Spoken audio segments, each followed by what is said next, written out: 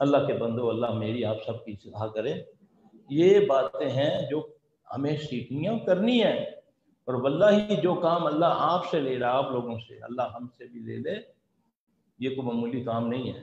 اور پھر اگر اس میں سختی آتی ہے، کوئی آزمائش آتی ہے، تو یہ پہلے اللہ نے فرما دیا وَتَوَاصَوْا بِالْحَقِّ وَتَوَاصَوْا بِالصَّبْرِ، جو حق بات ہوگی پھر پھول نہیں بچھیں گے، پھر نعرے تکبیر سے اللہ اکبر سے زندہ باد نہیں ہوگا، پھر پتھر پڑیں گے، پھر پاگل کہلاؤ گی، پاگل ہوگی چنگی بھلی، کالج پڑھ دی برخا لے لتا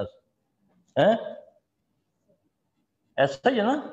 تو جب پاگل ہونے کا خطاب مل جائے تو سمجھو اللہ قبول کر رہا ہے تمہارے عمل کو۔ یاد رکھنا، فخر کرو کہ یہ تانا تو میرے نبی کو بھی دیتے تھے، کہا یہ قبولیت کی نشانی ہے۔ پھر یہ چند گھڑیوں کی آزمائش ہوگی، یہ عموماً ہوگی، کیونکہ اللہ فرماتے ہیں تم نے جنت ارزان سمجھ رکھی ہے، آزمائے بغیر دے دوں گا، چوپڑیاں دے دو تو اینج نہیں ہوئے گا، تھوڑا سا رگڑا چڑھے گا، آزمائش آئے گی، لیکن آزمائش اپنے پیاروں پہ آتا ہے، یہ نہ ہو اللہ نہ کرے۔ حضرت علی رضی اللہ عنہ سے کسی نے پوچھا نا کہ یہ جو تکلیف بیماری آتی ہے یہ اللہ کی پکڑ ہے یا ہمیں کیسے پتہ چلے یہ آزمائش ہے؟ فرمانے لگے کہ جو چیز، جو بیماری تجھے اللہ سے دور کر دے یہ اللہ کی پکڑ ہے، جو قریب کر دے وہ آزمائش ہے۔